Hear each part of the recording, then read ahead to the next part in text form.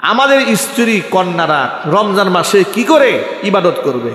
আমরা ডিমান্ড করি ইফতারে আমাদের 15 আইটেম লাগবে। এখন এই আমাদের জন্য এই আইটেম বানাতে বানাতে বেচারির ইফতারের টাইম শেষ, ঠিক কিনা বলেন? ইফতারে সে আপনি পেঁয়াজও খান, জিলাপি খান, এই খান সেই খান। মাস আসছিল ত্যাগের জন্য, মানুষ বানিয়েছে ভোগের জন্য, ঠিক কিনা বলেন?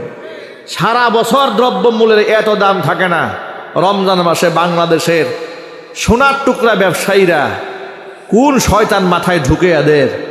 আমার মনে হয় যে এই যে 1 মাস আগে তো আপনার রজব শেষ, শাবান শেষ হওয়ার পরেই তো শয়তানের হাতে পায়ে শিকল লাগাই দেওয়া হয় রমজান শুরু হওয়া মাত্র, ঠিক কিনা বলেন? কিন্তু শয়তানের হাতে শিকল পরাবার 2 মাস আগে থেকে শয়তান ব্যবসায়ীদেরকে এমন দেওয়া দেয়, তা বলেন, এমন দেওয়া দেয়, বস্তায় বস্তায় ঢুকা। ব্যবসায়ীরা একেবারে খাদ্য সব কৃত্রিম গুদামজাত করে করে কৃত্রিম ক্রাইসিস তৈরি করে। আলুর দাম বেড়ে যায়, পেঁয়াজের দাম বেড়ে যায়, বুটের দাম বেড়ে যায়, খেজুরের দাম বেড়ে যায়, ঠিক না ভাই? বেড়ে যায়, বাড়ে না? আমার একটা জিনিস বুঝে আসে না, কি কষ্ট হচ্ছে ভাই আপনাদের? বাদ দিয়ে দিব? আমার একটা জিনিস বুঝে আসে না, আপনারা বলেন তো ভাই, এই দেশে 90 থেকে 95% মুসলমান, খ্রিস্টান না হিন্দু না মুসলমান? আরো জোরে বলেন। আমরা কি? তাহলে এই দেশে রমজানে দ্রব্যমূল্যকে বাড়ার কথা না কমার কথা? কমার কথা। মিডিল ইস্টে, মধ্যপ্রাচ্যের দিকে তাকাই দেখেন, রমজানে বড় বড় মেগা শপে মেগা অফার চলে, mega offer. Dubai mega offer চলে, কাতারে মেগা অফার চলে, সৌদি আরবে মেগা অফার চলে। হাতটাকে অনেক অমুসলিম দেশেও আমি শুনেছি, জার্মানিতে খ্রিস্টানদের দেশ, আমেরিকা খ্রিস্টানদের দেশ, ইংল্যান্ডে খ্রিস্টানদের দেশ, রমজান উপলক্ষে বিশেষ ছাড় দ্বারা দিয়ে দিয়েছে। আর একটা মুসলমানদের দেশ ছাড় দেবে তো দূরের কথা, লাল বাতি জ্বালায় সারে পাবলিকের, কথা বলতে হবে, ঠিক কিনা? তা আপনি এরকম কৃত্রিম ক্রাইসিস তৈরি করলেন আর রমজানের রোজা রাখলেন, কি ফায়দা হবে আপনার?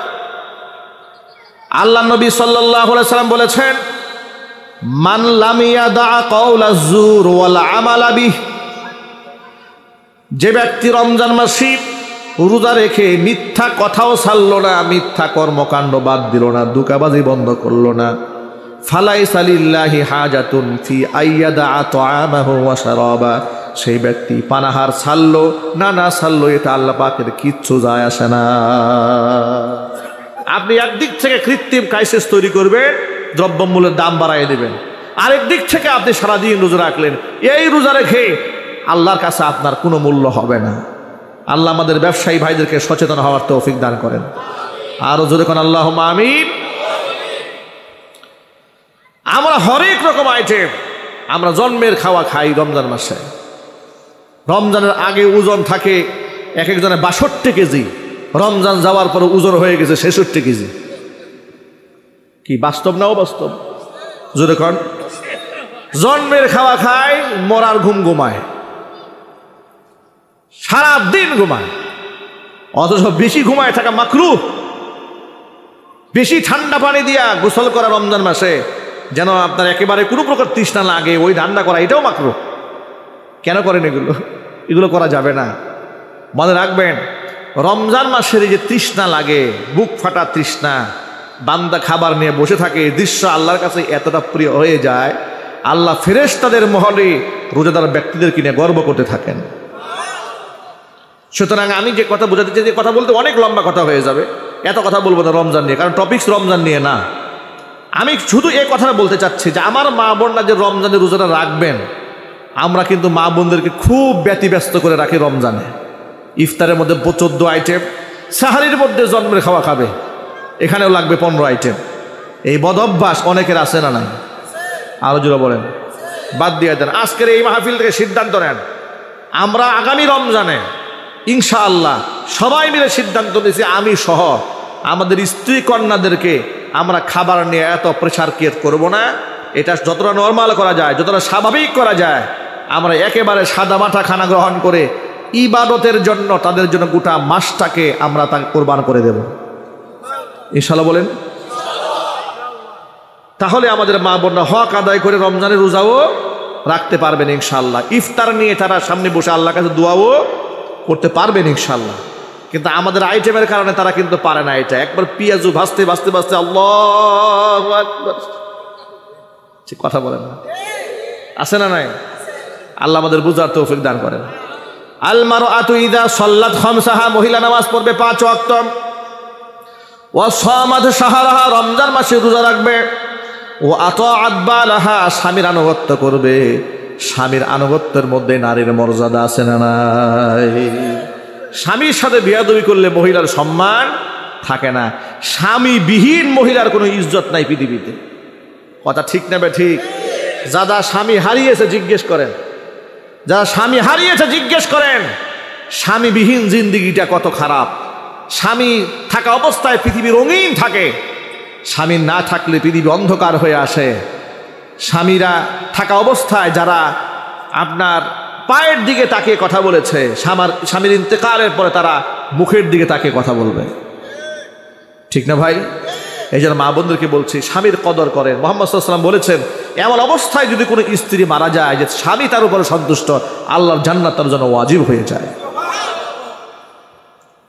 আচ্ছা বলেন তো প্রিয় ভাইয়েরা, কবরে সেজদা দেওয়া জায়েজ আছে? মাজারে, কোনো পীরের পায়ে, কোনো আলেমের পায়ে, কোনো গাছের সামনে, কোনো প্রতীকের সামনে সেজদা হবে একমাত্র কার সামনে? আল্লাহর হাবিব সাল্লাল্লাহু আলাইহি ওয়াসাল্লাম স্পষ্ট জানিয়ে দিয়েছেন, লাউ কুনতু আমিরান আহাদান আইয়াসজুদা লিগাইরিল্লাহ, এই পৃথিবীতে যদি আমি কাউকে আল্লাহর পরে সেজদা দেওয়ার নির্দেশ প্রদান করতাম, তাহলে লা আমারতুল মারআতা আন তাসজুদা লিজাওজিহা, স্ত্রীদেরকে বলতাম তারা যেন স্বামীর পায়ে সেজদা দেয়। ওয়াল্লাহি, আল্লাহর নবী আল্লাহর কসম করে বলছেন, আমি আল্লাহর কসম করে বলছি, লা তুআদ্দিল মারআতু হাক্কা রাব্বিহা হাত্তা তুআদ্দিয়া হাক্কা যাওজিহা, একটা নারী যতক্ষণ পর্যন্ত স্বামীর হক আদায় করতে না পারে ততক্ষণ পর্যন্ত সে তার রবের হক আদায় করতে পারে না। স্বামীর সাথে বিয়াদবি নয়, উচ্চ আওয়াজে কথা নয়, নিম্ন আওয়াজে কথা বলুন। দেখুন আমাদের পশ্চিমা বিশ্ব এই পৃথিবীর নারীদেরকে কি শিখিয়েছে? স্বামীর খেদমত করাকে ব্যাকডেটেড বলেছে, কিন্তু পক্ষান্তরে পরের স্বামীর খেদমত করাকে আধুনিকতা বানিয়ে দিয়েছে। কথা ঠিক নেবে ঠিক? স্বামী যখন স্বামীর খেদমত করে স্ত্রী, তখন বলে যে নারীকে গৃহবন্দী করা হয়েছে, নারী অধিকার নষ্ট করা হয়েছে। আবার এই মহিলায় যখন পার্লারে গিয়া, স্পা সেন্টারে পর পুরুষের পা ডলে, তখন নারীদের খুব কর্মসংস্থান হয়ে গেছে, নারীর খুব ইজ্জত বেড়ে গেছে। স্বামীর সামনে হাসলে ব্যাকডেটেড হয়ে যায়, আর যখন নিজে বিমানবালা হইয়া অসংখ্য পর পুরুষের সামনে হাসতেছে খুব ইজ্জত বেড়ে যায়। কথা ঠিক নেবে ঠিক? এভাবে তারা নারীদেরকে বাজারের পণ্য বানিয়েছে। ইসলাম নারীদেরকে বাজারের পণ্য বানায়নি, নারীদেরকে পৃথিবীর শ্রেষ্ঠ সম্পদ বলেছে। জোরে কোন আল্লাহু আকবার। সুতরাং মা বোনদেরকে বলছি, মায়েরা বোনেরা সাবধান হয়ে যান এই ব্যাপারে। স্বামীর আনুগত্য থেকে এক চুল পিছপা হওয়া যাবে না, বলেন ইনশাআল্লাহ। তবে এই ক্ষেত্রে আমরা পুরুষ যারা আছি আমাদের কিছু দায়িত্বশীল আচরণ করতে হবে ইনশাআল্লাহ, বলেন। দায়িত্বশীল আচরণ কিন্তু আমরাও অনেক সময় করি না। স্ত্রীদেরকে সঠিকতম ভরণ পোষণ দেই না, যৌতুকের জন্য চাপাচাপি করে। কিছু বদমাস প্রকৃতির মানুষ আছে না নাই? নির্লজ্জ বেহায়া প্রকৃতির লোক এই সমাজে আছে না নাই? এরপরে তাদেরকে দাস দাসীর মতো প্রহার করে, যাচ্ছে তাই গালিগালাজ করে, চুল ধরে পেটায়, আঘাত করে। এরপরে নিজের স্ত্রীকে ছেড়ে অন্য জায়গায় পরকিয়া করে বেড়ায়। এরকম জালেম নাই দেশে? অশান্তির আগুন দাউ দাউ করে জ্বলে, এগুলা করা যাবে না। কোরআনে কারীম বলেছে, ওয়া আশিরুহুন্না বিল মারুফ, নারীদের সাথে ন্যায়সঙ্গত আচরণ করো। তবে হ্যাঁ, কোনো ক্ষেত্রে কোনো নারী যদি সীমা লঙ্ঘন করে, তাহলে সেই ক্ষেত্রে আল্লাহর পক্ষ থেকে নসিহা আছে যে 3টা পদক্ষেপ গ্রহণ করতে হবে। জোরে করেন সুবহানাল্লাহ। কোরআন মাজিদ আল্লাহ পাক বলে দিয়েছেন, ওয়াল্লাতি তাখাফুনা নুশুজাহুন্না ফাইযুহুন্না ওয়াহজুরুহুন্না ফিল মাদাজি'i ওয়াদরিবুহুন্না ফাইন আতআনাকুম ফালা তাবগু আলাইহিন্না সাবিলা। যেই সমস্ত স্ত্রীদের সীমা লঙ্ঘনের আশঙ্কা করো তোমরা, বিয়াদবি করে, স্বামীর নাফরমানি করে, কথাবার্তা শোনে না, শরীয়ত লঙ্ঘন করে, এই যদি হয়ে যায় তাহলে আগে সঠিক সিদ্ধান্ত তোমরা ধীরে ধীরে গ্রহণ করবে। হঠাৎ করে শাসন করতে গিয়া পিটায় হাড্ডি ভেঙ্গা হসপিটালে পাঠায় দিও না, কিংবা রাগের গুসায় বলে ফেলো না তোরে দিলাম 1 তালাক 2 তালাক 3 তালাক, তো 14 ঘুষি সহ তালাক দিলাম। আছে না নাই? বলে কিনা জোরে বলেন। আমাদের কাছে গোটা দেশ বিদেশ থেকে সারা বছর যত ফোন আসে মাসআলা সংক্রান্ত মেজরিটি মাসআলার ফোন এটা আসে, হুজুর গুসা করে বউকে তালাক দিয়ে ফেলছি। জিজ্ঞেস করি কয় তালাক দিছেন? কয় 3টা দিছি। তা আমি বললাম রাগেই যেহেতু দিছেন 1টা দিতে পারলেন না? কথা বলেন না। রাগেই যেহেতু দিয়েছেন 1টা দিতে, না হয় 2টো দিতেন, 3টা দিলেন কেন? কয় হুজুর মাথা ঠান্ডা ছিল না, মাথা ঠিক ছিল না, গরম হয়ে গেছে দিয়ে দিয়েছে। না, এগুলো করা যাবে না। কোরআনে কারীম মানুষকে 3টা স্টেপ শিখিয়েছে, জোরে কোন সুবহানাল্লাহ। স্বামীদেরকে 3টা পদক্ষেপ শিখিয়ে দিয়েছে। 1 নাম্বার, ওয়াল্লাতি তাখাফুনা নুশুজাহুন্না, সীমা লঙ্ঘন দেখতে পাচ্ছ, 1 নাম্বার কাজ ফাইজুহুন্না, বউদেরকে তোমরা ওয়াজ করো, নসিহত করো, বুঝাও, ঠান্ডা মাথায় বুঝাও, সুন্দর মতো বুঝাও, স্বামীর কদরটা বুঝাও, স্বামী না থাকলে তার কত ধরনের প্রবলেম ফেস করতে হতে পারে সেটা বুঝাও, স্ত্রী হওয়ার কারণে তার মর্যাদা বুঝাও। এভাবে তাকে বুঝালে কাজ হলো না, তাহলে একটা দ্বিতীয় স্টেপ গ্রহণ করো, ওয়াহজুরুহুন্না ফিল মাদাজি, বিছানা আলাদা করে দাও, একই রুমে থাকবে। সব এই সিস্টেম কে শিখাচ্ছেন বলেন তো ভাই? যিনি আমাদের বানিয়েছেন তিনি শিখাচ্ছেন। কোন সুবহানাল্লাহ। আল্লাহর ফর্মুলার চাইতে দামি ফর্মুলা আছে নাকি ভাই? আল্লাহ পাক শিখাচ্ছেন। আল্লাহ বলছেন এটা দ্বিতীয় পদক্ষেপ, এতে ওয়াজ নসিহতে কাজ হচ্ছে না। ওয়াহজুরুহুন্না ফিল মাদাজি, বিছানা আলাদা করো। এর মানে হচ্ছে এক বিছানায় শুলেও ও যদি পূর্ব দিকে ঘুরায় থাকে তুমি পশ্চিম দিকে ঘুরে থাকো, ও যদি খাটের মধ্যে শুয়ে থাকে তুমি খাটের নিচে গিয়ে শুয়ে থাকো, মানে খাটের তলায় না, তুমি ফ্লোরে শুয়ে থাকো। কিন্তু রুম আলাদা করো না, একই রুমে থাকবে, বিছানা আলাদা করে রাখবে। এতেও যদি কাজ না হয়, দ্বিতীয় পদক্ষেপ গ্রহণ করলে দেখলে না এগুলো এত বিয়ারা হয়েছে, এর ওয়াজও ধরে না, বিছানা আলাদা করলেও ঠিক হয় না। এখন তোমরা কি করবে? ওয়াদরিবুহুন্না, এদেরকে সামান্য মৃদু প্রহার করবে। শাসনের জন্য সামান্য প্রহার করবে, মৃদু প্রহার করবে। এই ওয়াদরিবুহুন্নার ব্যাখ্যাটা বড় মারাত্মক ব্যাখ্যা। আল্লাহ যে মারতে বলেছে, পিঠাতে বলেছে, এর মানে গরু ছাগলের মতো পিঠাতে বলে নাই, আঘাত করতে বলে নাই। আঘাত মানে হচ্ছে মুহাদ্দিসরা বলেছেন যে আঘাত করবে হচ্ছে এই রকমের যে কাপড় দেখছেন আমার হাতে চাদর আছে, উদাহরণ দিয়ে বলি, ধরেন 1 জেরা, 1 মুষ্টি, 1 হাত, এতটুকু কাপড়, এইরকম একটা নরম কাপড় দিয়ে তার গায়ে আঘাত করবে। আচ্ছা প্রিয় ভাই বলেন তো, এই একটুক নরম কাপড় দিয়ে আঘাত করলে কি মায়ের হবে না সুরসুরি দেওয়া হবে? কি দেওয়া হবে? সুরসুরি দেওয়া হবে। এর মানে মূল বিষয়টা হচ্ছে যে তাকে আযাব দেওয়া উদ্দেশ্য নয়, তাকে রক্তাক্ত করা উদ্দেশ্য নয়, তাকে ঘাড় মটকায় দেওয়া উদ্দেশ্য নয়, হাড় ভেঙে দেওয়া উদ্দেশ্য নয়। এই আঘাত দেওয়া উদ্দেশ্য হচ্ছে তার ব্যক্তিত্বে আঘাত দেওয়া। সে যেন এতটুকু উপলব্ধি করতে পারে যে আমি এত খারাপ, আমার স্বামী আমার উপর হাত তুলেছে, ব্যাস এই আমার স্বামী আমার উপর হাত তুলেছে, এতটুকুন সতর্কতাও যদি সে যদি ঠিক না হতে পারে তাহলে তাকে রদ দিয়ে পিটায় আবার ঠিক করা যাবে না। আল্লাহ পাক বলেছেন এই 3টা পদক্ষেপ যদি গ্রহণ করার পরে ফাইন আতানাকুম, এরা যদি তোমাদের আনুগত্য মেনে নেয়, ফালা তাবগু আলাইহিন্না সাবিলা, এদের বিরুদ্ধে অন্য কোনো আর পদক্ষেপ গ্রহণ করতে যেও না। সুবহানাল্লাহ বলবেন না? আরো জোরে করেন সুবহানাল্লাহ। এরপরেও যদি যখন দেখলে প্রথম ধাপ শেষ, দ্বিতীয় ধাপ শেষ, তৃতীয় ধাপ শেষ, সব ধাপ শেষ হয়ে গেছে, কি চতুর্থ একটা ধাপ দরকার আছে না নাই? দেখেন সেই ধাপটা তুমি আবার রাগ করতে গিয়া 1-3 তালাক দিয়ে বসে থেকো না। সুবহানাল্লাহ কোন। আল্লাহ পাক বলেন এতেও যখন কাজ না হলো, ওয়া ইন খিফতুম শিকাকা বাইনিহিমা ফাবআসু হাকামান মিন আহলিহি ওয়া হাকামান মিন আহলিহা, যখন দেখলে যে না ওয়াজে কাজ হয় না, নসিহতেও কাজ হয় না, পিটাপিটি লেগে যায়, এমন কি মনোমালিন্যতা এমন পর্যায়ে পৌঁছেছে, এখন থাকলে একে অপরকে হয়তো খুন করে ফেলতে পারে, না হয় মামলা মোকদ্দমা হয়ে যেতে পারে, জেল জরিমানা হয়ে যেতে পারে, একজন আরেকজনের বিষ খাওয়ায় মারতে পারে। এমন মারাত্মক এক্সট্রিম লেভেলে যদি চলে যায়, তাহলে তোমরা পদক্ষেপ গ্রহণ করো। আগে কোন সুবহানাল্লাহ। কি করবে তোমরা শোনো, ওয়া ইন খিফতুম শিকাকা বাইনিহিমা ফাবআসু হাকামান মিন আহলিহি ওয়া হাকামান মিন আহলিহা।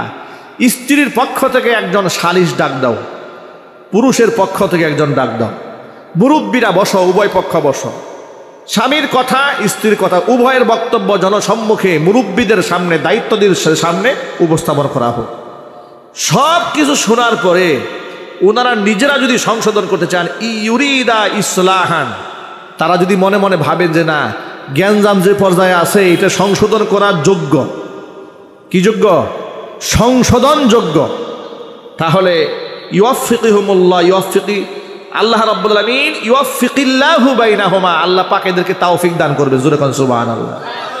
কিন্তু এরপর আল্লাহ বলছেন ইন্নাল্লাহা কানা আলিমান খাবীরা, আল্লাহ পাক কিন্তু সব জানেন, সব খবর রাখেন। কে কোন উদ্দেশ্যে কোন কথা বলে, কে কোন উদ্দেশ্যে সিদ্ধান্ত গ্রহণ করে, মনের খবর কে জানেন? আল্লাহ পাক জানেন। এরপরে তারা যদি চিন্তা ভাবনা করে দেখে যে না, এমন অবস্থায় গড়াই গেছে যে এটাকে টিকায় রাখা সম্ভব নয়, তখন তারা 3 তুহুরে 3টা তালাক দেবে। স্ত্রীর পবিত্র হালাতে 1 তালাক দেবে, আবার 1 মাস গুজরাবে। এর মানে হচ্ছে আবার যদি 1 তালাক দেওয়ার পরে আরো 2 তালাকের মালিক সে থাকে, এই তুহুরের মধ্যে অনুশোচনায় ভোগে, নিজেকে সংশোধন করে ফেলে যেন ফিরিয়ে আনার রাস্তা থাকে। আবার এতেও কাজ হচ্ছে না, দ্বিতীয় তুহরে, দ্বিতীয় পবিত্রতার মাসে আরেকটা সে তুহর দেবে, আরেকটা তালাক দেবে, 2য় তালাক চলে গেল। এতেও কাজ হচ্ছে না, সর্বশেষ 3 তালাক, তালাকে মোগাল্লাজ হয়ে গেল, ডিসকাস হয়ে গেল। লেনদেন যা যেখানে হবে সেটা ক্লিয়ার করে ফেলতে হবে। তালাক সংক্রান্ত অনেক বিস্তারিত মাসালা আছে, এটা একদিনে ওয়াজের বিষয় নয়। এলাকার ফুকাহা ইকরাম, উলামা ইকরাম যারা আছেন তাদের কাছ থেকে বিস্তারিত জেনে নেবেন। তালাক দেওয়ার আগে তালাকের মাসালা জিজ্ঞেস করবেন, তালাক দেওয়ার পরে নয়। কথা বুঝেন নাই? তালাক দেওয়ার আগে তালাক সংক্রান্ত মাসআলা আলেমের কাছ থেকে জানবেন। তালাক দিয়া এসে হুজুরের পায়ে ধরবেন, হুজুর ঘটায় আসছি, ঘটনা ঘটায় আসছি, একটু সমাধান করে দেন। কি কাজ হবে? কাজ হবে না। এই কথা যেন মনে থাকে। আল্লাহ বুঝার তৌফিক দান করে, জোরে কোন আমিন। আমাদের স্ত্রীদের প্রতি আমাদের সহনশীল হতে হবে। আল্লাহ পাক যেন তৌফিক দান করেন। আমার প্রিয় ভাইরা, তাহলে স্ত্রীরা 4টা কাজ করবে। 1 নাম্বার হচ্ছে 5 ওয়াক্ত নামাজ পড়বে, 2 নাম্বার রমজানের রোজা রাখবে, 3 নাম্বার স্বামীর আনুগত্য করবে, 4 নাম্বার ও আহসানাত ফারজাহা, সতীত্বের হিফাজত করবে। এই 4টা কাজ যে মহিলা করতে পারবে, জান্নাতের যেই দরজা দিয়ে খুশি ওই দরজা দিয়ে আল্লাহর নারী, আল্লাহ পাকের এই বান্দে আল্লাহর বেহেশতে চলে যাবে। মনে রাখবেন, মা বোনদের প্রতি আমাদের সহনশীল হতে হবে। আমাদের প্রতি মা বোনদেরও অবশ্যই তার হক আদায় করতে হবে। আল্লাহ পাক আমার মা বোনদেরকে তৌফিক দান করেন। সুতরাং খাদিজাতুল কুবরা রাদিয়াল্লাহু তাআলা আনহা স্বামী ভক্তি, স্বামী শ্রদ্ধার এক অনুপম দৃষ্টান্ত গোটা বিশ্ববাসীর কাছে। এই জন্য আমি আমার মা বোনদেরকে বলছি, মায়েরা বলে না, আপনার জন্য উপমা হচ্ছে খাদিজাতুল কুবরা, আপনার জন্য উপমা হচ্ছে মা আয়েশা, আপনার জন্য উপমা হচ্ছে মা আসিয়া, আপনার জন্য উপমা হচ্ছে হযরতে মারিয়াম। আপনার জন্য আদর্শ পরিমণি হতে পারে না, কথা বলতে হবে ঠিক কিনা? কোনো নিকৃষ্ট বেপর্দা জাহান্নামী মহিলা আমার মুসলিম মা বোনদের আদর্শ হতে পারে না। ধরেন আমরা অনেক অন্যায় করে ফেলেছি, বেপর্দাই করে ফেলেছি, স্বামীর সাথে নাফরমানি করে ফেলেছি, সব হয়েছে, কিন্তু তওবা করলে আল্লাহ মাফ করবে না? আল্লাহ মাফ করবে। আজকে রাতেই ইনশাল্লাহ বাড়ি ফিরে স্বামীর সাথে স্ত্রীর সাথে দূরত্ব যদি থেকে থাকে সেটা আপনারা মিটাই ফেলবেন। বলেন ইনশাআল্লাহ, যদি করেন ইনশাআল্লাহ। আল্লাহ পাক যেন সংশোধনের তৌফিক দান করেন। এই ক্ষেত্রে ছোট্ট করে আমি আরেকটা কথা বলে দেব। এই সমাজের মধ্যে যখন দেখবেন কোনো ফ্যামিলিতে ঝগড়া হয়, সমাজের কিছু লোক থাকে ওই ঝগড়ার মধ্যে পানি না ঢেলে পেট্রোল ঢালে, পেট্রোল। যদিও এই এলাকায় এরকম নাই মনে হয়, আছে। ভাই ভাইয়ের ঝগড়া লেগেছে, উচিত কি পেট্রোল ঢালা না পানি ঢালা? পানি ঢেলে দেওয়া। মনে রাখবেন, কিছু কিছু ক্ষেত্রে মিথ্যা কথা বলা জায়েজ আছে। কি বলা জায়েজ আছে? মিথ্যা কথা বলা জায়েজ আছে। আসলে সেটাকে মিথ্যা বলা যায়, এটাকে তাউরিয়া বলা হয়, একটু ঘুরায় কথা বলা, এটা কৌশল করে কথাবার্তা বলা। এর মধ্যে একটা গুরুত্বপূর্ণ বিষয় হচ্ছে, স্বামী তার স্ত্রীকে সন্তুষ্ট করতে গিয়া যদি একটু ঘুরায় ফিরায় কথাবার্তা বলে, এটা নাজায়েজ নয়, এটা দূষণীয় নয়। গুরুত্বপূর্ণ একটা ব্যাপার হচ্ছে, দুই ভাইয়ের সাথে দ্বন্দ্ব হয়েছে, দ্বন্দ্ব মিটায় দেওয়ার জন্য আপনি একটু কৌশল করে কথা বললেন। যেমন কথার কথা, আব্দুল করিম আব্দুল জব্বার দুজনের সাথে ঝগড়া লাগছে, কথার কথা ধরেন, একজন আর একজনের চেহারাও দেখতে পারে না, এটা আপনি জানলেন। জানার পরে একজনের কাছে গিয়ে বলবেন না, আব্দুল করিমের কাছে গিয়ে বলবেন না, আব্দুল জব্বার তোমার প্রতি কি খেপারে ভাই, খবরদার আব্দুল জব্বারের সামনে যায় না, তোমার হাড্ডি কিন্তু ভাঙ্গা দেবে, খেপাই দিল একজনের প্রতি। আবার তার কাছে গিয়ে উল্টা ওর বিরুদ্ধে কথা বলতেছে। এটা কি পানি ঢালো না এখানে পেট্রোল ঢাললো? পেট্রোল ঢেলে দিল। সংশোধনের কথা কি হবে? আব্দুল জব্বারের কাছে গিয়ে বলবে যে আব্দুল করিমের সাথে তোমার সমস্যা, বলে হ্যাঁ বিরাট সমস্যা, খুব খারাপ। আরে না না, কেমনে বললাম খারাপ মারো, তোমার সম্পর্কে তো একটু আগে আমার সাথে কথা হলো, তোমার খুব প্রশংসা করেছে সে, সুবহানাল্লাহ বলেন। মনে মনে ভাববে বলে কি রে ভাই, ও আমার প্রতি ধারণা চেঞ্জ হয়ে গেছে। কয় হ্যাঁ, আপনার প্রতি আগে খারাপ ধারণা ছিল, এখন তো আগের মতো নাই, চেঞ্জ হয়ে গেছে। সুবহানাল্লাহ বলেন। কৌশল অবলম্বন করলে তার প্রতি তার মনে যে গুসা আছে আপনি হালকা বানালেন। আবার প্রতিপক্ষ ওর কাছে গিয়ে আবার এর প্রশংসা করবেন, ওর প্রতি তোমার বিরাট রাগ। মানে রাগ মানে ও তো নিকৃষ্ট মানুষ। আপনি কি বলবেন? না না ভাই, আপনি তার প্রতি ভুল ধারণা রেখেছেন, তার প্রতি যে ধারণা আপনার ছিল এটা বদলাই ফেলেন। একটা সময় রাগ ছিল, কিন্তু এখন থেকে সে কিন্তু আপনারে খুব পছন্দ করে, আপনার এই কাজের খুব প্রশংসা করেছে, তার মনটা ঠান্ডা হয়ে যাবে। কোরআন বলেছে ইন্নামাল মুমিনুনা ইখওয়া, ইমানদারেরা একে অপরের ভাই। ফাআসলিহু বাইনা আখাওয়াইকুম, তোমরা ঝগড়া বিবাদ হয়ে গেলে একে অপরের মধ্যে সংশোধন টেনে দাও। সুবহানাল্লাহ বলেন। ওয়াত্তাকুল্লাহ, আল্লাহকে ভয় করো, লাআল্লাকুম তুরহামুন, আমার রহমত তোমাদের উপর আসবে। সুতরাং কোনো ফ্যামিলিতে, কোনো এলাকায় দ্বন্দ্ব হয়ে গেলে গ্রুপিং রাখার কোনো সুযোগ নাই। আপনারা কি কথা জানেন না, এক মুসলমান আরেক মুসলমানের সাথে 3 দিনের বেশি কথা বন্ধ করে থাকতে পারে না? কিন্তু আমাদের এলাকায় কি হয়েছে দেখেন, আমাদের সমাজটাকে আমরা বরবাদ করে দিয়েছি, নষ্ট বানিয়ে ফেলেছি। বছরের পর বছর হয়ে যায়, একজনের চেহারার দিকে আরেকজনের তাকায় না। হাতটাকে আল্লাহর কসম আমি নিজে দেখেছি, আমি আমার এই ছোট্ট জীবনে দেখেছি, মরার পরে জানাজাও পড়তে যাচ্ছে না, লোকেরা জোর করে টেনে নিয়ে যাচ্ছে। আরে মিয়া ভুলে যাও, ব্যক্তি মারা গেছে, এখনো তোমার রাগ আছে, টেনে নিয়ে যাচ্ছে। মানুষের মধ্যে হিংসার দানা কোথায় গিয়ে উঠলে মরার পরেও মানুষ ক্ষমা করতে চায় না। আল্লাহ আমাদের সিনাকে হিংসা মুক্ত বানায় দেন, বিদ্বেষ মুক্ত বানায় দেন। সামনে শবে বরাত আসতেছে, আপনাদেরকে ছোট্ট একটা হাদিসের অংশ বলে দেই, বেশি কষ্ট হচ্ছে আপনাদের। আল্লাহর নবী সাল্লাল্লাহু আলাইহি সাল্লাম বলেছেন, লাইলাতুন নিসফি মিন শাবান, শাবান মাসের মধ্য রজনীতে, ইন্নাল্লাহা ইয়াত্তালিউ ফি লাইলাতিন নিসফি মা মিন শাবান ইলা খালকিহি ফায়াগফিরু লিজামিই খালকিহি ইল্লা লিমুশরিকিন আও মুশাহিন। গোটা সৃষ্টি জগতের দিকে আল্লাহ বিশেষভাবে দৃষ্টি আরোপ করেন। আল্লাহ পাক এই রাতে সকল শ্রেণী পেশার মানুষদেরকে ব্যাপক ক্ষমার ঘোষণা করে দেন, আম ক্ষমা করে দেন। কিন্তু 2 শ্রেণীর গুনাহগারকে আল্লাহ ক্ষমা করে না। এক হচ্ছে মুশরিককে আল্লাহ ক্ষমা করে না, দ্বিতীয় হচ্ছে যেই ব্যক্তি অন্য ভাইয়ের উপর বিদ্বেষ মন অন্তরে পোষণ করে, বিদ্বেষী মানুষটাকে আল্লাহ ক্ষমা করে দেয় না। সুতরাং অন্য ভাইয়ের প্রতি বিদ্বেষ রাখার কোনো সুযোগ নাই। আল্লাহর হাবিব সাল্লাল্লাহু আলাইহি ওয়াসাল্লামের আরেকটা হাদিস শুনেন, হুজুর বলেছেন, সিলমান কাতাক, যে তোমার সাথে সম্পর্ক ছিন্ন করেছে তুমি সম্পর্ক জুড়ায় নাও। ওয়াফু আম্মান যালামাক, যে তোমার উপর জুলুম করেছে তুমি তাকে ক্ষমা করে দাও। ওয়া আহসিন ইলা মান আসা ইলাইকা, যে ব্যক্তি তোমারে কষ্ট দিয়েছে তুমি তার সাথে উত্তম আচরণ করো। সুমামা ইবনে উসাল মক্কাতুল মুকাররমার এক বিশিষ্ট কাফের ছিল। এত বড় কুখ্যাত কাফের মুহাম্মদ সাল্লাল্লাহু আলাইহি সাল্লামকে হত্যার মিশনে নেমেছে। নাউজুবিল্লাহ পড়েন। মনে মনে পরিকল্পনা আঁটতেছে মুহাম্মদ সাল্লাল্লাহু আলাইহি সাল্লামকে সে হত্যা করবে। মক্কাতুল মুকাররমার অদূরে এলাকা হচ্ছে ইয়ামাম। ইয়ামাম অঞ্চলের গোত্রপ্রধান তিনি ছিলেন। কুফরি হালাতে তিনি সাহাবীদেরকে হত্যা করেছেন। তিনি আবার উমরা করার নিয়তে মক্কাতুল মুকাররমায় আসতেছেন। মনে রাখবেন, এই তথ্য মনে রাখবেন আপনারা, হজ, এই হজের যে আমল, এটা শুধু মুহাম্মদ সাল্লাল্লাহু আলাইহি ওয়াসাল্লাম থেকে শুরু হয় নাই, ইব্রাহিম আলাইহিস সালাতু ওয়াস সালাম থেকে শুরু হয়েছে। ঠিক কিনা বলেন? জাহিলি যুগে মুশরিকরাও কাবা ঘরে হজ করতে আসতো। তো ব্যক্তি উমরা করার নিয়তে আসতেছে, এমন সময় সাহাবায়ে কেরামের কাফেলা তার গ্রেফতার করেছে। সুমামা ইবনে উসালাকে মসজিদে নববীর সামনে আল্লাহর নবী 3 দিন বেঁধে রাখছেন। কয়দিন? জোরে বলতে হবে।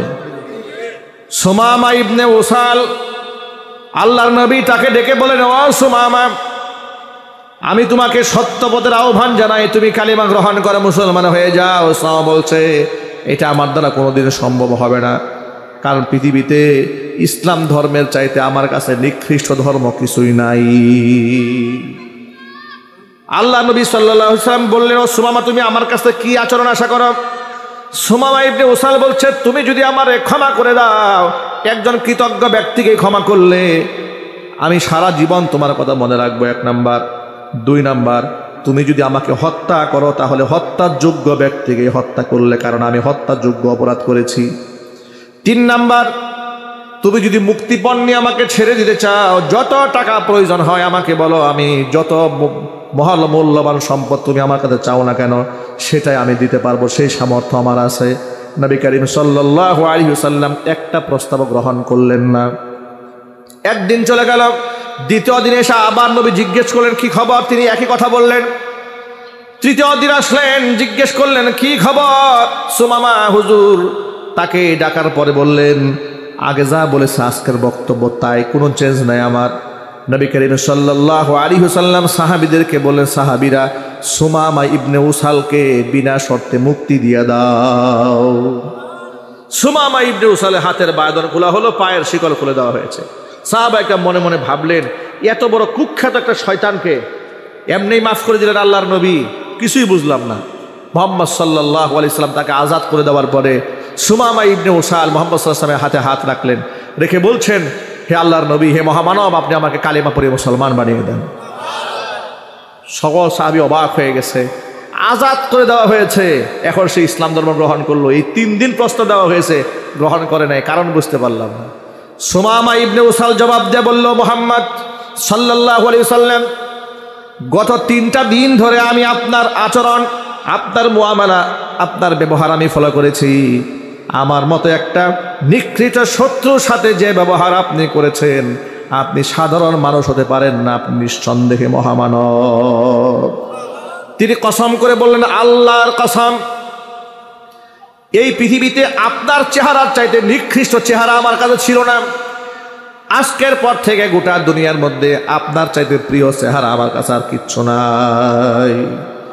এই পৃথিবীতে আপনার দেশ মদিনা, আপনার অঞ্চল মদিনার চাইতে নিকৃষ্ট শহর আমার কাছে আর ছিল না। আজকের পর থেকে মদিনার চাইতে শ্রেষ্ঠ শহর দুনিয়াতে আমার কাছে আর কিছুই নাই। আপনার ধর্ম ইসলামের চাইতে নিকৃষ্ট ধর্ম পৃথিবীতে আর কিচ্ছু ছিল না, কিন্তু আজকের পর থেকে ইসলামের চাইতে প্রিয় ধর্ম আমি সুমামার জীবনে আর কিছুই নাই। জোরে কোন সুবহানাল্লাহ। উত্তম আচরণ মানুষকে বদলায় দেয়। হুজুর বললেন, ওয়া আহসিন ইলা মান আসা ইলাইক, তোমাকে যে কষ্ট দিয়েছে তুমি তার সাথে উত্তম আচরণ করো। ইদফা বিল্লাতি হি আহসান, কোরআন বলেছে, ফাইদাল্লাযী বাইনাকা ওয়া বাইনাহু আদাওয়াতুন কাআন্নাহু ওয়ালিয়্যুন হামীম। যার সাথে দুশ্মনী আছে তার সাথে ভালো ব্যবহার করো, এমন আচরণ করো যার সাথে শত্রুতা আছে, শত্রুতার পরিবর্তে ঘনিষ্ঠ বন্ধুত্ব তৈরি হয়ে যাবে। এই কথাগুলো মনে থাকবে ভাই ইনশাআল্লাহ। এলাকার মধ্যে মারামারি, দাঙ্গা হাঙ্গামা এগুলো যদি লেগে যায়, দূরত্ব সৃষ্টি হয়, সেখানে পেট্রোল দেওয়া যাবে না, কেরোসিন ঢেলে দেওয়া যাবে না, সেখানে পানি ঢালতে হবে। ইনশাল্লাহ বলেন, বলেন ইনশাল্লাহ। রাজি আছেন কাকা? 2 হাত ওয়াদা করেন, ওয়াদা করেন যে আমার দ্বারা ইনশাল্লাহ এই সমাজের মধ্যে ভ্রাতৃত্ব নষ্ট হবে না। বলেন ইনশাআল্লাহ। আল্লাহ কবুল করেন, জোরে করেন আমিন। ভাইরা আমার, গুনাহ ক্ষমার দিকে আসেন, আল্লাহর কাছে মাপ চান, আল্লাহ পাক ক্ষমা করে দেবেন। আল্লাহ রাব্বুল আমিন বললেন, আল্লাযীনা ইউনফিকুনা ফিস সাররাই ওয়াদ দাররাই, সচ্ছল অবস্থায় যারা আমি আল্লাহর পথে দান করে, অসচ্ছল অবস্থায় যারা দান করে তারা হলো মুত্তাকি। ওয়াল কাযিমিনাল গায়জা, যারা নিজের রাগকে, গুসাকে কন্ট্রোল করে, এটা মুত্তাকি পরহেজগার। ওয়াল আফিনা আনিন নাস, মানুষদেরকে যারা ক্ষমা করে দেয়। আল্লাহু ইউহিব্বুল মুহসিনিন, আল্লাহ পাক মুহসিনদেরকে ভালোবাসেন। জোরে কোন সুবহানাল্লাহ। আচ্ছা, রাগের সময় সিদ্ধান্ত কি ভালো আসে না খারাপ আসে? এই জন্য মিজাজ যখন বেশি খারাপ হয়ে যাবে, হাদিস থেকে কয়েকটা আমল শিখাই দেয়, মনে রাখবেন, বলেন ইনশাআল্লাহ। আল্লাহ রাসূল সাল্লাল্লাহু আলাইহি সাল্লাম বলেছেন, বেশি রাগ যার হয়ে যাবে সে যেন ওযু করে, ঠান্ডা পানি দিয়ে ওযু করে নেয়। দাঁড়িয়ে যদি থাকে সে যেন বসে পড়ে। রাগ বেশি হয়ে গেছে, বসে আছে সে যেন শুয়ে পড়ে। তাতেও রাগ ভালো হচ্ছে না, সেজন্য ওযু করে। আউযু বিল্লাহি মিনাশ শাইতানির রাজিম সেই জন্য পাঠ করে। সুবহানাল্লাহ। কয়েকটা আমল, আউযু বিল্লাহি মিনাশ শাইতানির রাজিম পড়বেন 1 নাম্বার। 2 নাম্বার, দাঁড়িয়ে থাকলে বসে পড়বেন, বসে থাকলে শুয়ে পড়বেন। 3 নাম্বার আমল হচ্ছে ওযু করে ফেলবেন। তাতেও রাগ ঠান্ডা হয় নাই, চুপ হয়ে যান, একদম সাইলেন্ট, চুপ হয়ে যান। এই ট্রিটমেন্টগুলো মুহাম্মদ সাল্লাল্লাহু আলাইহি ওয়াসাল্লাম দিয়েছেন। আল্লাহর কাছে দোয়া করে থাকেন, আল্লাহ রাব্বুল আলামিন আমাদের রাগ এবং গুসাগুলাকে কন্ট্রোল করার তৌফিক দান করে, জোরে কোন আমিন। শত্রুকে ধরাশয়ী করার নাম বীর বাহাদুর নয়। রাগের সময় যে ব্যক্তি নিজেকে কন্ট্রোল করতে পারে সেই হচ্ছে আসল বাহাদুর। আমরা সে আসল বাহাদুর হতে চাই। ওয়াল কাযিমিনাল গাইজ, রাগকে আমরা কন্ট্রোল করতে চাই। ওয়াল আফিনা আনিন নাস, মানুষদেরকে আমরা ক্ষমা করে দেব, বলেন ইনশাআল্লাহ। একজন সাহাবী হুজুর পাক সাল্লাল্লাহু আলাইহি সাল্লাম তাকে বলেন সে জান্নাতি। সাহাবায়ে কেরাম খুব অবাক হয়ে গেলেন যে এই লোকটা জান্নাতি, এর মধ্যে কি আমল, স্পেশাল আমল আছে? তাকে জিজ্ঞেস করলেন যে কি আমল আছে তোমার? বললেন, প্রত্যেক রাতে শোয়ার সময় আমি আল্লাহকে ডেকে বলি, আল্লাহ আজকে সারাদিন যত মানুষের সাথে আমার লেনা দেনা ওঠা বসা হয়েছে, যত মানুষ আমাকে আঘাত দিয়েছে, আমি তোমার খুশির জন্য সকলকে মাফ করে দিলাম। এই কথা বলে আমি ঘুমায় থাকি। হুজুর বলেছেন কেউ যদি জান্নাতি মানুষ দেখতে চায় সেজন্য ওই সাহাবীকে দেখে, জোরে কোন আল্লাহু আকবার। সুতরাং মানুষ আমাদের সাথে নাফরমানি করতে পারে, গুস্তাখি করতে পারে, আমরা এগুলো মনে রাখবো না, আমরা মানুষকে ক্ষমা করে দেবো, বলেন ইনশাআল্লাহ। আজকে কথাগুলোর উপরকে আমল করা সম্ভব হবে ইনশাআল্লাহ। আল্লাহ পাক আমাদের সকলকে কবুল করেন, মঞ্জুর করেন, জোরে কোন আমিন। আমাদের স্ত্রী কন্যারা রমজান মাসে কি করে ইবাদত করবে? আমরা ডিমান্ড করি ইফতারে আমাদের 15 আইটেম লাগবে। এখন এই আমাদের জন্য এই আইটেম বানাতে বানাতে বেচারির ইফতারের টাইম শেষ, ঠিক কিনা বলেন? ইফতার এসে আপনি পেঁয়াজও খান, জিলাপি খান, এই খান সেই খান। মাস আসছিল ত্যাগের জন্য, মানুষ বানিয়েছে ভোগের জন্য, ঠিক কিনা বলেন? সারা বছর দ্রব্যমূল্যের এত দাম থাকে না। রমজান মাসে বাংলাদেশের সোনার টুকরা ব্যবসায়ীরা কোন শয়তান মাথায় ঢুকে এদের। আমার মনে হয় যে এই যে 1 মাস আগে তো আপনার রজব শেষ, শাবান শেষ হওয়ার পরেই তো শয়তানের হাতে পায়ে শিকল লাগাই দেওয়া হয় রমজান শুরু হওয়া মাত্র, ঠিক কিনা বলেন? কিন্তু শয়তানের হাতে শিকল পরাবার 2 মাস আগে থেকে শয়তান ব্যবসায়ীদেরকে এমন দেওয়া দেয়, তা বলেন, এমন দেওয়া দেয়, বস্তায় বস্তায় ঢুকা। ব্যবসায়ীরা একেবারে খাদ্য সব কৃত্রিম গুদামজাত করে করে কৃত্রিম ক্রাইসিস তৈরি করে। আলুর দাম বেড়ে যায়, পেঁয়াজের দাম বেড়ে যায়, বুটের দাম বেড়ে যায়, খেজুরের দাম বেড়ে যায়, ঠিক না ভাই? বেড়ে যায়, বাড়ে না? আমার একটা জিনিস বুঝে আসে না, কি কষ্ট হচ্ছে ভাই আপনাদের? বাদ দিয়ে দিব? আমার একটা জিনিস বুঝে আসে না, আপনারা বলেন তো ভাই, এই দেশে 90 থেকে 95% মুসলমান, খ্রিস্টান না হিন্দু না মুসলমান? আরো জোরে বলেন। আমরা কি? তাহলে এই দেশে রমজানে দ্রব্যমূল্যকে বাড়ার কথা না কমার কথা? কমার কথা। মিডিল ইস্টে, মধ্যপ্রাচ্যের দিকে তাকাই দেখেন, রমজানে বড় বড় মেগা শপে মেগা অফার চলে, mega offer. Dubai mega offer চলে, কাতারে মেগা অফার চলে, সৌদি আরবে মেগা অফার চলে। হাতটাকে অনেক অমুসলিম দেশেও আমি শুনেছি, জার্মানিতে খ্রিস্টানদের দেশ, আমেরিকা খ্রিস্টানদের দেশ, ইংল্যান্ডে খ্রিস্টানদের দেশ, রমজান উপলক্ষে বিশেষ ছাড় দ্বারা দিয়ে দিয়েছে। আর একটা মুসলমানদের দেশ ছাড় দেবে তো দূরের কথা, লাল বাতি জ্বালায় সারে পাবলিকের, কথা বলতে হবে, ঠিক কিনা? তা আপনি এরকম কৃত্রিম ক্রাইসিস তৈরি করলেন আর রমজানের রোজা রাখলেন, কি ফায়দা হবে আপনার? আল্লাহ নবী সাল্লাল্লাহু আলাইহি সাল্লাম বলেছেন, মান লাম ইয়াদা কাওলাজ জুর ওয়াল আমালা বিহি, যে ব্যক্তি রমজান মাসে রোজা রেখে মিথ্যা কথাও ছাড়লো না, মিথ্যা কর্মকাণ্ড বাদ দিল না, দুকাবাজি বন্ধ করলো না, ফালাইসা লিল্লাহি হাজাতুন ফি আইয়াদা তাআমাহু ওয়া শারাবা, সেই ব্যক্তি পানাহার ছাড়লো না ছাড়লো, এটা আল্লাহ পাকের কিচ্ছু যায় আসে না। আপনি একদিক থেকে কৃত্রিম ক্রাইসিস তৈরি করবেন, দ্রব্যমূল্যের দাম বাড়াই দেবেন, আরেক দিক থেকে আপনি সারাদিন রোজা রাখলেন, এই রোজা রেখে আল্লাহর কাছে আপনার কোনো মূল্য হবে না। আল্লাহ আমাদের ব্যবসায়ী ভাইদেরকে সচেতন হওয়ার তৌফিক দান করেন। আরো জোরে কোন আল্লাহুম্মা আমিন। আমরা হরেক রকম আইটেম আমরা জন্মের খাওয়া খাই রমজান মাসে। রমজানের আগে ওজন থাকে এক একজনের ৬২ কেজি, রমজান যাওয়ার পর ওজন হয়ে গেছে ৬৬ কেজি। কি বাস্তব না অবাস্তব? জোরে কোন। জন্মের খাওয়া খায়, মরার ঘুম ঘুমায়,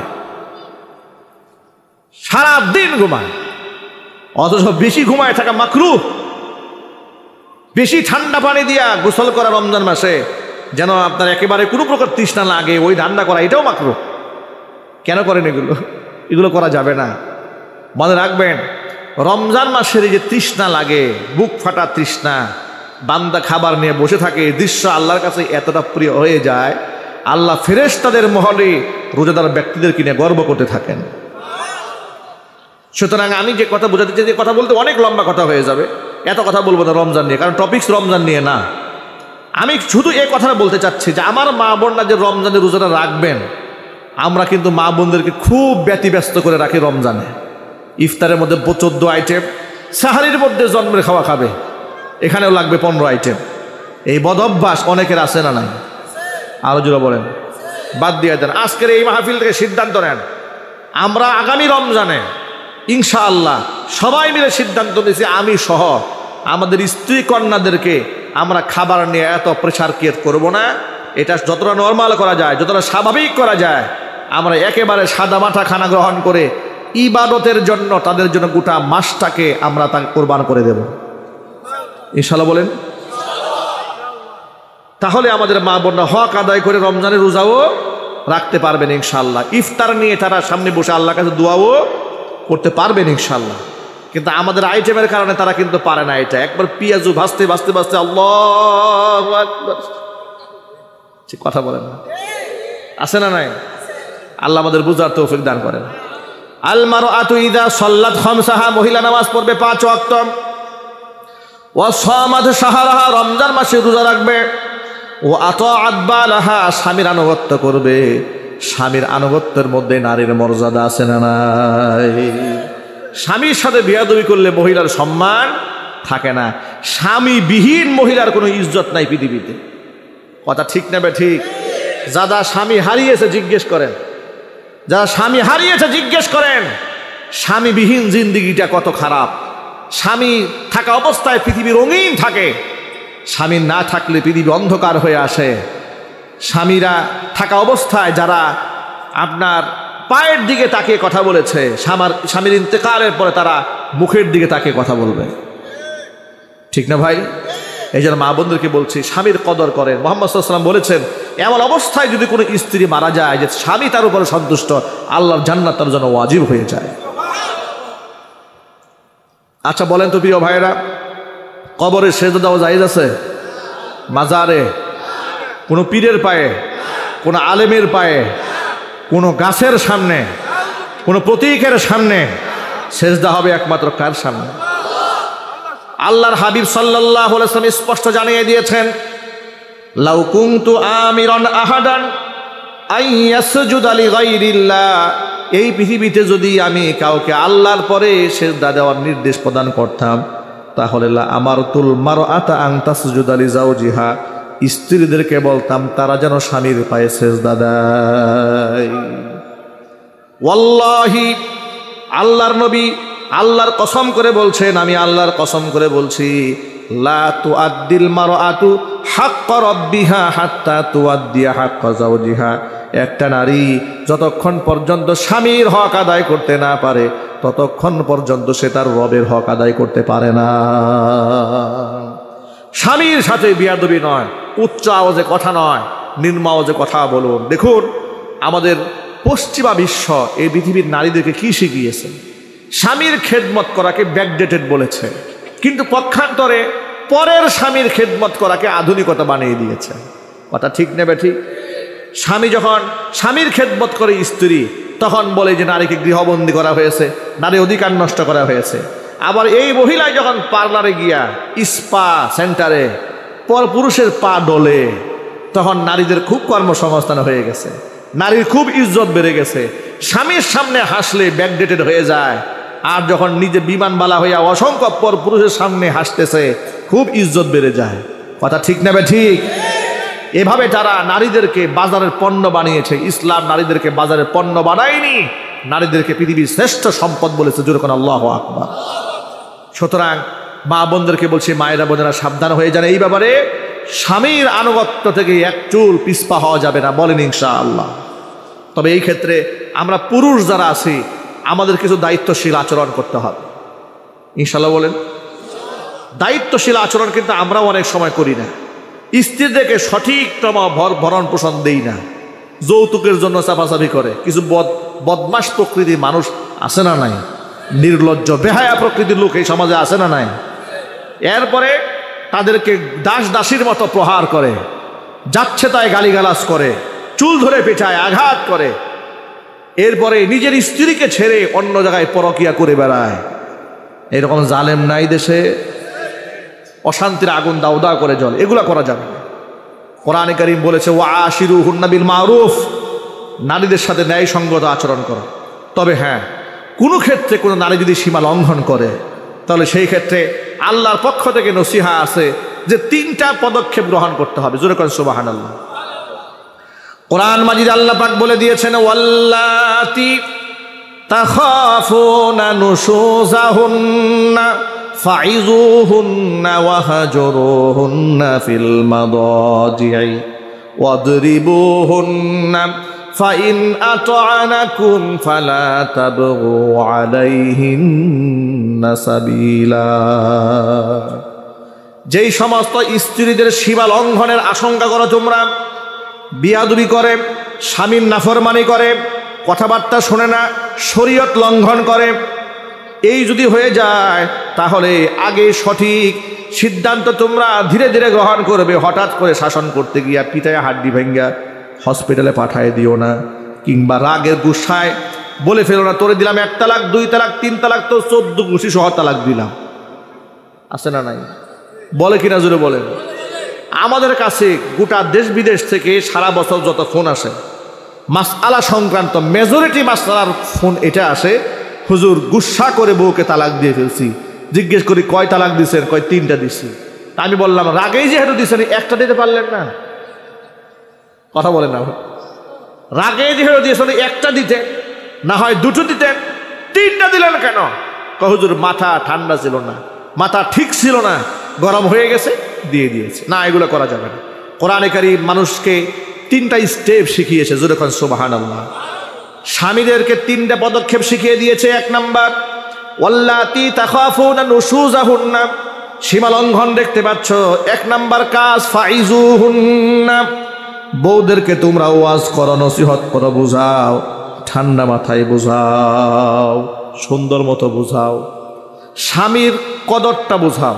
স্বামী না থাকলে তার কত ধরনের প্রবলেম ফেস করতে হতে পারে সেটা বুঝাও। স্ত্রী হওয়ার কারণে তার মর্যাদা বুঝাও। এভাবে তাকে বুঝালে কাজ হলো না, তাহলে একটা 2য় স্টেপ গ্রহণ করো, ওয়াহজুরুহুন্না ফিল মাদাজি'i, বিছানা আলাদা করে দাও, একই রুমে থাকবে। সব এই সিস্টেম কে শিখাচ্ছেন বলেন তো ভাই? যিনি আমাদের বানিয়েছেন তিনি শিখাচ্ছেন। কোন সুবহানাল্লাহ। আল্লাহর ফর্মুলার চাইতে দামি ফর্মুলা আছে নাকি ভাই? আল্লাহ পাক শিখাচ্ছেন। আল্লাহ বলছেন এটা 2য় পদক্ষেপ, এতে ওয়াজ নসিহতে কাজ হচ্ছে না। ওয়াহজুরুহুন্না ফিল মাদাজি, বিছানা আলাদা করো। এর মানে হচ্ছে এক বিছানায় শুলেও ও যদি পূর্ব দিকে ঘুরায় থাকে তুমি পশ্চিম দিকে ঘুরে থাকো, ও যদি খাটের মধ্যে শুয়ে থাকে তুমি খাটের নিচে গিয়ে শুয়ে থাকো, মানে খাটের তলায় না, তুমি ফ্লোরে শুয়ে থাকো। কিন্তু রুম আলাদা করো না, একই রুমে থাকবে, বিছানা আলাদা করে রাখবে। এতেও যদি কাজ না হয়, 2য় পদক্ষেপ গ্রহণ করলে দেখলে না এগুলো এত বেয়ারা হয়েছে, এর ওয়াজেও ধরে না, বিছানা আলাদা করলেও ঠিক হয় না। এখন তোমরা কি করবে? ওয়াদরিবুহুন্না, এদেরকে সামান্য মৃদু প্রহার করবে। শাসনের জন্য সামান্য প্রহার করবে, মৃদু প্রহার করবে। এই ওয়াদরিবুহুন্নার ব্যাখ্যাটা বড় মারাত্মক ব্যাখ্যা। আল্লাহ যে মারতে বলেছে, পিঠাতে বলেছে, এর মানে গরু ছাগলের মতো পিঠাতে বলে নাই, আঘাত করতে বলে নাই, আঘাত মানে হচ্ছে, মুহাদ্দিসরা বলেছেন যে আঘাত করবে হচ্ছে এই রকমের যে কাপড় দেখছেন আমার হাতে চাদর আছে, উদাহরণ দিয়ে বলি, ধরেন এক জেরা, এক মুষ্টি, এক হাত, এতটুকু কাপড়, এইরকম একটা নরম কাপড় দিয়ে তার গায়ে আঘাত করবে। আচ্ছা প্রিয় ভাই বলেন তো, এই একটুক নরম কাপড় দিয়ে আঘাত করলে কি মায়ের হবে না সুরসুরি দেওয়া হবে? কি দেওয়া হবে? সুরসুরি দেওয়া হবে। এর মানে মূল বিষয়টা হচ্ছে যে তাকে আযাব দেওয়া উদ্দেশ্য নয়, তাকে রক্তাক্ত করা উদ্দেশ্য নয়, তাকে ঘাড় মটকায় দেওয়া উদ্দেশ্য নয়, হাড় ভেঙে দেওয়া উদ্দেশ্য নয়। এই আঘাত দেওয়া উদ্দেশ্য হচ্ছে তার ব্যক্তিত্বে আঘাত দেওয়া। সে যেন এতটুকু উপলব্ধি করতে পারে যে আমি এত খারাপ, আমার স্বামী আমার উপর হাত তুলেছে, ব্যাস এই আমার স্বামী আমার উপর হাত তুলেছে, এতটুকুন সতর্কতাও যদি সে যদি ঠিক না হতে পারে, তাহলে তাকে রড দিয়ে পিটাই আবার ঠিক করা যাবে না। আল্লাহ পাক বলেছেন এই তিনটা পদক্ষেপ যদি গ্রহণ করার পরে ফাইন আতানাকুম, এরা যদি তোমাদের আনুগত্য মেনে নেয়, ফালা তাবগু আলাইহিন্না সাবিলা, এদের বিরুদ্ধে অন্য কোনো আর পদক্ষেপ গ্রহণ করতে যেও না। সুবহানাল্লাহ বলবেন না? আরো জোরে করেন সুবহানাল্লাহ। এরপরেও যদি যখন দেখলে প্রথম ধাপ শেষ, দ্বিতীয় ধাপ শেষ, তৃতীয় ধাপ শেষ, সব ধাপ শেষ হয়ে গেছে, কি চতুর্থ একটা ধাপ দরকার আছে না নাই?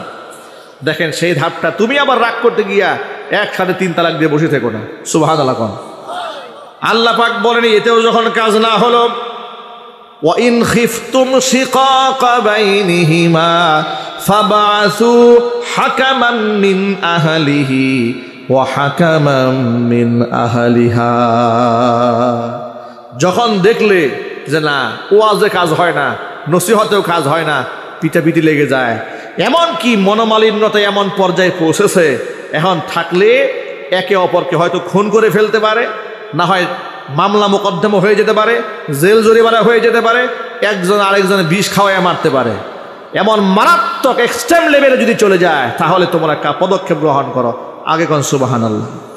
কি করবে তোমরা শোনো, ওয়া ইন খিফতুম শিকাকা বাইনিহিমা ফাবাআসু হাকামান মিন আহলিহি ওয়া হাকামান মিন আহলিহা। স্ত্রীর পক্ষ থেকে একজন সালিশ ডাক দাও, পুরুষের পক্ষ থেকে একজন ডাক দাও, মুরব্বীরা বসো, উভয় পক্ষ বসো, স্বামীর কথা স্ত্রীর কথা উভয়ের বক্তব্য জনসম্মুখে মুরব্বীদের সামনে, দায়িত্বদের সামনে উপস্থাপন করা হোক। সব কিছু শোনার পরে ওনারা নিজেরা যদি সংশোধন করতে চান, ইউরিদা ইসলাহান, তারা যদি মনে মনে ভাবেন যে না জ্ঞানজাম যে পর্যায়ে আছে এটা সংশোধন করার যোগ্য, কি যোগ্য? সংশোধন যোগ্য, তাহলে ইউফিকুহুমুল্লাহ, আল্লাহ রাব্বুল আলামিন ইউফিকিল্লাহু বাইনাহুমা, আল্লাহ পাক এদেরকে তৌফিক দান করবে। জোরে কোন সুবহানাল্লাহ। কিন্তু এরপর আল্লাহ বলছেন ইন্নাল্লাহা কানা আলিমান খাবীরা, আল্লাহ পাক কিন্তু সব জানেন, সব খবর রাখেন, কে কোন উদ্দেশ্যে কোন কথা বলে, কে কোন উদ্দেশ্যে সিদ্ধান্ত গ্রহণ করে, মনের খবর কে জানেন? আল্লাহ পাক জানেন।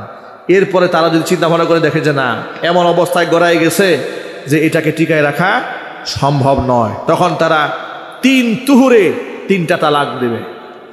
স্ত্রীর পবিত্র হালাতে 1 তালাক দেবে, আবার 1 মাস গুজরাবে। এর মানে হচ্ছে আবার যদি 1 তালাক দেওয়ার পরে আরো 2 তালাকের মালিক সে থাকে, এই তুহুরের মধ্যে অনুশোচনায় ভোগে, নিজেকে সংশোধন করে ফেলে যেন ফিরিয়ে আনার রাস্তা থাকে। আবার এতেও কাজ হচ্ছে না, দ্বিতীয় তুহরে, দ্বিতীয় পবিত্রতার মাসে আরেকটা সে তুহর দেবে, আরেকটা তালাক দেবে, দ্বিতীয় তালাক চলে গেল।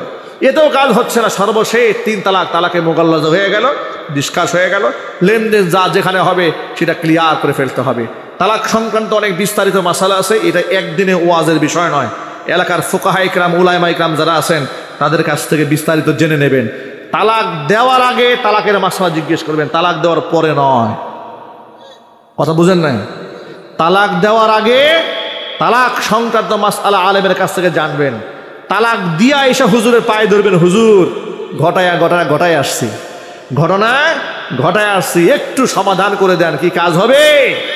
কাজ হবে না। এই কথা যেন মনে থাকে, আল্লাহ বুঝার তৌফিক দান করে, জোরে কোন আমিন। আমাদের স্ত্রীদের প্রতি আমাদের সহনশীল হতে হবে, আল্লাহ পাক যেন তৌফিক দান করেন।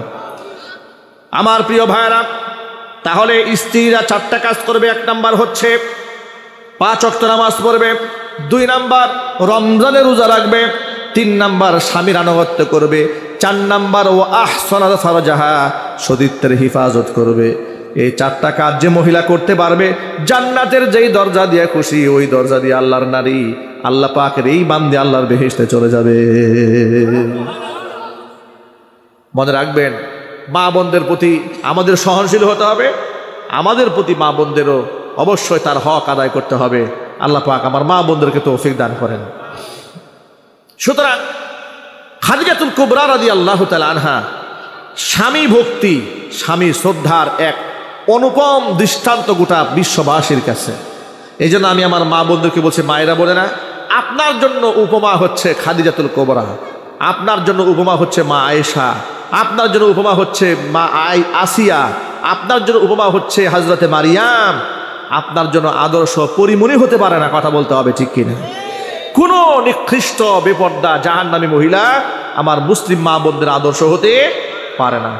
ধরেন আমরা অনেক অন্যায় করে ফেলেছি, বেপর্দাই করে ফেলেছি, স্বামীর সাথে নাফরমানি করে ফেলেছি, সব হয়েছে, কিন্তু তওবা করলে আল্লাহ মাফ করবে না? আল্লাহ মাফ করবেন। আজকে রাতেই ইনশাল্লাহ বাড়ি ফিরে স্বামীর সাথে স্ত্রীর সাথে দূরত্ব যদি থেকে থাকে সেটা আপনারা মিটাই ফেলবেন, বলেন ইনশাআল্লাহ। যদি করেন ইনশাআল্লাহ, আল্লাহ পাক যেন সংশোধনের তৌফিক দান করেন। এই ক্ষেত্রে ছোট্ট করে আমি আরেকটা কথা বলে দেব।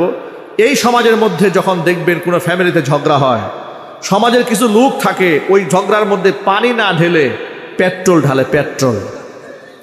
যদিও এই এলাকায় এরকম নাই মনে হয়, আছে।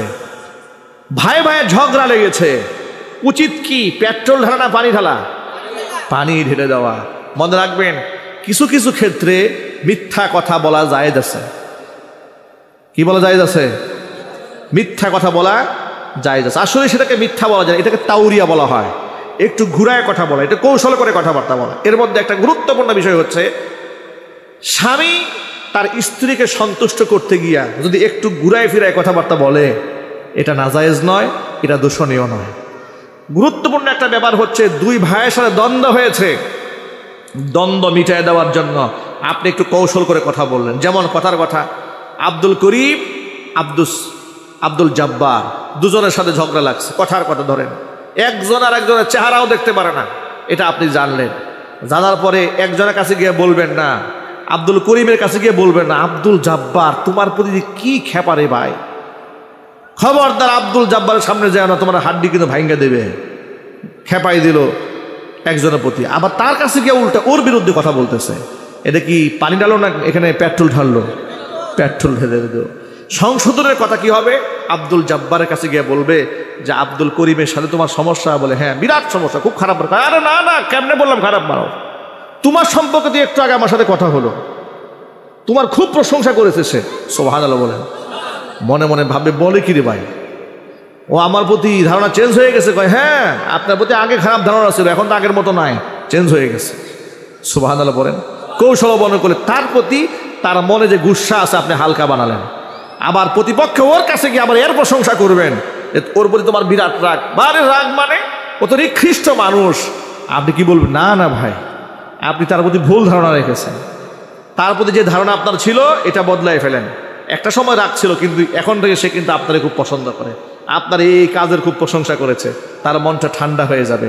কোরআন বলেছে, ইন্নামাল মুমিনুনা ইখওয়া, ইমানদারেরা একে অপরের ভাই। ফাআসলিহু বাইনা আখাওয়াইকুম, তোমরা ঝগড়া বিবাদ হয়ে গেলে একে অপরের মধ্যে সংশোধন টেনে দাও। সুবহানাল্লাহ বলেন। ওয়াত্তাকুল্লাহ, আল্লাহকে ভয় করো, লাআল্লাকুম তুরহামুন, আমার রহমত তোমাদের উপর আসবে। সুতরাং কোনো ফ্যামিলিতে, কোনো এলাকায় দ্বন্দ্ব হয়ে গেলে গ্রুপিং রাখার কোনো সুযোগ নাই। আপনারা কি কথা জানেন না, এক মুসলমান আরেক মুসলমানের সাথে 3 দিনের বেশি কথা বন্ধ করে থাকতে পারে না? কিন্তু আমাদের এলাকায় কি হয়েছে দেখেন, আমাদের সমাজটাকে আমরা বরবাদ করে দিয়েছি, নষ্ট বানিয়ে ফেলেছি। বছরের পর বছর হয়ে যায়, একজনের চেহারার দিকে আরেকজনের তাকায় না। হাতটাকে আল্লাহর কসম আমি নিজে দেখেছি, আমি আমার এই ছোট্ট জীবনে দেখেছি, মরার পরে জানাজাও পড়তে যাচ্ছে না, লোকেরা জোর করে টেনে নিয়ে যাচ্ছে। আরে মিয়া ভুলে যাও, ব্যক্তি মারা গেছে, এখনো তোমার রাগ আছে, টেনে নিয়ে যাচ্ছে। মানুষের মধ্যে হিংসার দানা কোথায় গিয়ে উঠলে মরার পরেও মানুষ ক্ষমা করতে চায় না। আল্লাহ আমাদের সিনাকে হিংসা মুক্ত বানায় দেন, বিদ্বেষ মুক্ত বানায় দেন। সামনে শবে বরাত আসতেছে, আপনাদেরকে ছোট্ট একটা হাদিসের অংশ বলে দেই, বেশি কষ্ট হচ্ছে আপনাদের। আল্লাহর নবী সাল্লাল্লাহু আলাইহি সাল্লাম বলেছেন, লাইলাতুন নিসফি মিন শাবান, শাবান মাসের মধ্য রজনীতে, ইন্নাল্লাহা ইয়াত্তালিউ ফি লাইলাতিন নিসফি মা মিন শাবান ইলা খালকিহি ফায়াগফিরু লিজামিই খালকিহি ইল্লা লিমুশরিকিন আও মুশাহিন। গোটা সৃষ্টি জগতের দিকে আল্লাহ বিশেষভাবে দৃষ্টি আরোপ করেন। আল্লাহ পাক এই রাতে সকল শ্রেণী পেশার মানুষদেরকে ব্যাপক ক্ষমার ঘোষণা করে দেন, আম ক্ষমা করে দেন, কিন্তু দুই শ্রেণীর গুনাহগারকে আল্লাহ ক্ষমা করে না। এক হচ্ছে মুশরিককে আল্লাহ ক্ষমা করে না, দ্বিতীয় হচ্ছে যেই ব্যক্তি অন্য ভাইয়ের উপর বিদ্বেষ মন অন্তরে পোষণ করে, বিদ্বেষী মানুষটাকে আল্লাহ ক্ষমা করে দেয় না। সুতরাং অন্য ভাইয়ের প্রতি বিদ্বেষ রাখার কোনো সুযোগ নাই। আল্লাহর হাবিব সাল্লাল্লাহু আলাইহি ওয়াসাল্লামের আরেকটা হাদিস শুনেন, হুজুর বলেছেন, সিলমান কাতাক, যে তোমার সাথে সম্পর্ক ছিন্ন করেছে তুমি সম্পর্ক জুড়ায় নাও।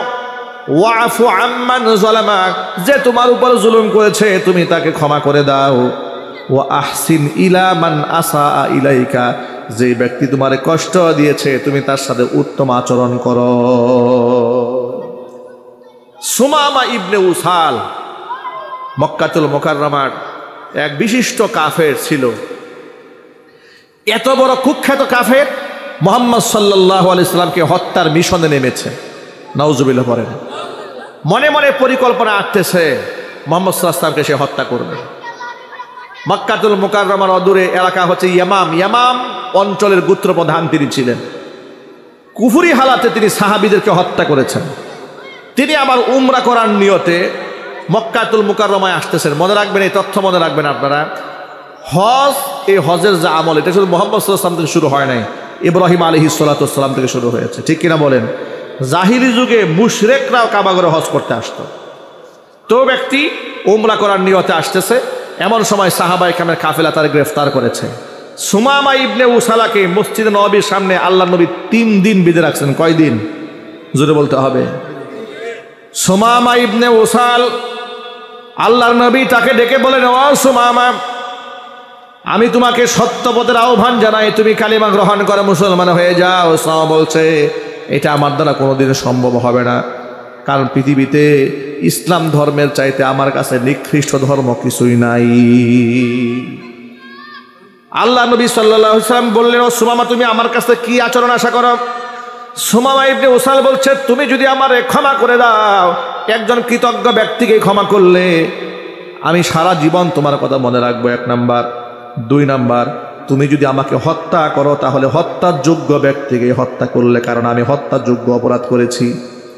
3 নাম্বার, তুমি যদি মুক্তিপণ নিয়ে আমাকে ছেড়ে দিতে চাও, যত টাকা প্রয়োজন হয় আমাকে বলো, আমি যত মূল্যবান সম্পদ তুমি আমার কাছে চাও না কেন সেটাই আমি দিতে পারবো, সেই সামর্থ্য আমার আছে।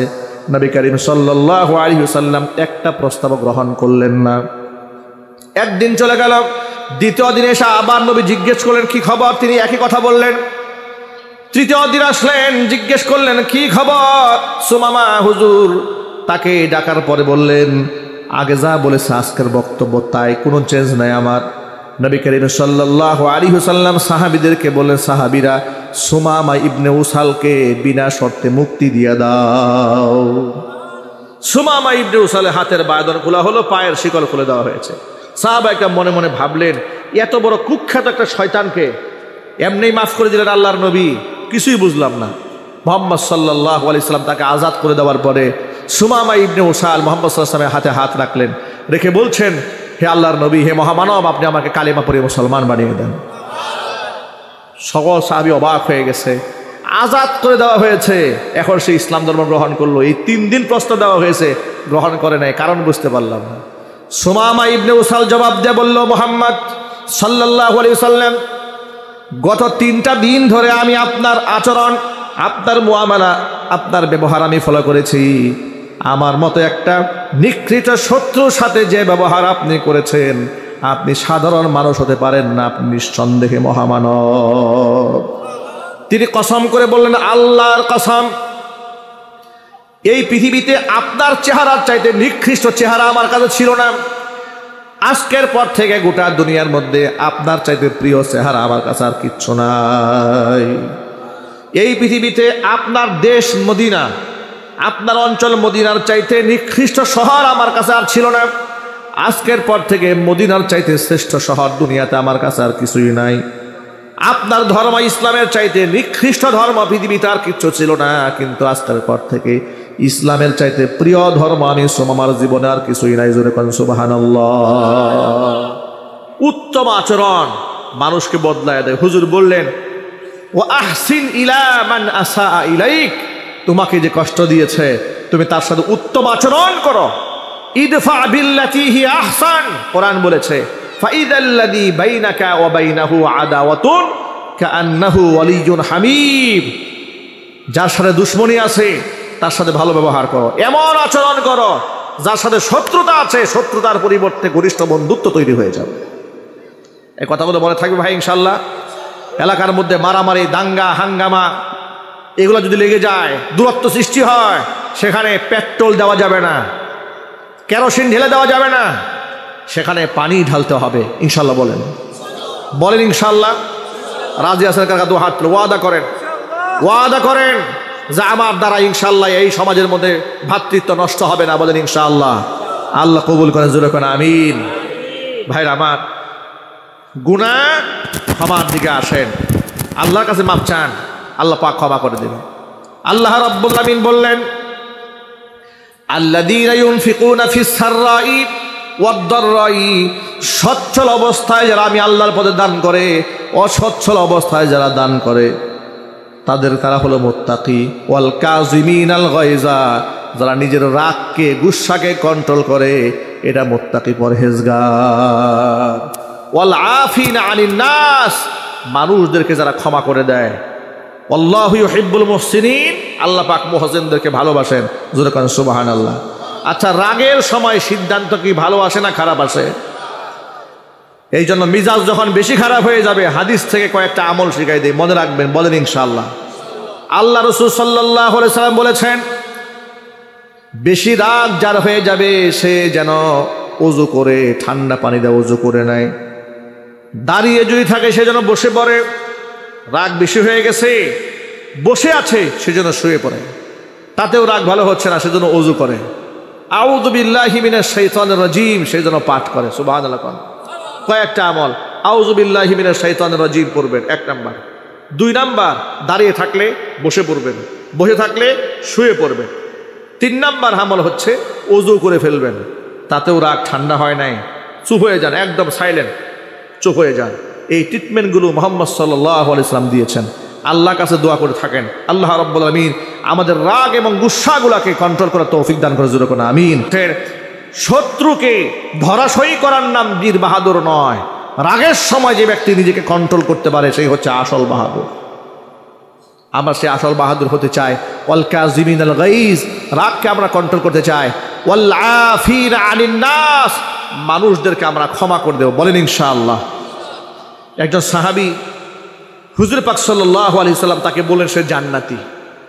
সাহাবায়ে কেরাম খুব অবাক হয়ে গেলেন, যে লোকটা জান্নাতি, এর মধ্যে কি আমল স্পেশাল আমল আছে? তাকে জিজ্ঞেস করলেন যে কি আমল আছে তোমার? বললেন, প্রত্যেক রাতে শোয়ার সময় আমি আল্লাহকে ডেকে বলি, আল্লাহ আজকে সারাদিন যত মানুষের সাথে আমার লেনা দেনা ওঠা বসা হয়েছে, যত মানুষ আমাকে আঘাত দিয়েছে, আমি তোমার খুশির জন্য সকলকে মাফ করে দিলাম। এই কথা বলে আমি ঘুমায় থাকি। হুজুর বলেছেন কেউ যদি জান্নাতি মানুষ দেখতে চায় সেজন্য ওই সাহাবীকে দেখে। জোরে কোন আল্লাহু আকবার। সুতরাং মানুষ আমাদের সাথে নাফরমানি করতে পারে, গুস্তাখি করতে পারে, আমরা এগুলো মনে রাখবো না, আমরা মানুষকে ক্ষমা করে দেবো। বলেন ইনশাআল্লাহ। আজকে কথাগুলোর উপরকে আমল করা সম্ভব হবে ইনশাআল্লাহ। আল্লাহ পাক আমাদের সকলকে কবুল করেন, মঞ্জুর করেন। জোরে কোন আমিন। আপনাদের জন্য আরেকটি সুসংবাদ দিচ্ছি, সামনে রমজানুল মুবারক আসতেছে। রমজান কেন্দ্রিক আমার একটা কিতাব রচিত হয়েছে, আলহামদুলিল্লাহ বলেন। নাম দিয়েছি আধুনিক পদ্ধতিতে রমজানের মাসায়েল। রমজান মাসে দেশ বিদেশের অসংখ্য ভাইরা বোনেরা আমাদের কাছে ফোন দেন, বিভিন্ন মাসালা জানতে চান। এত কথা তো আর মুখ দিয়ে বলা সম্ভব না, লিখে দেওয়াও সম্ভব না।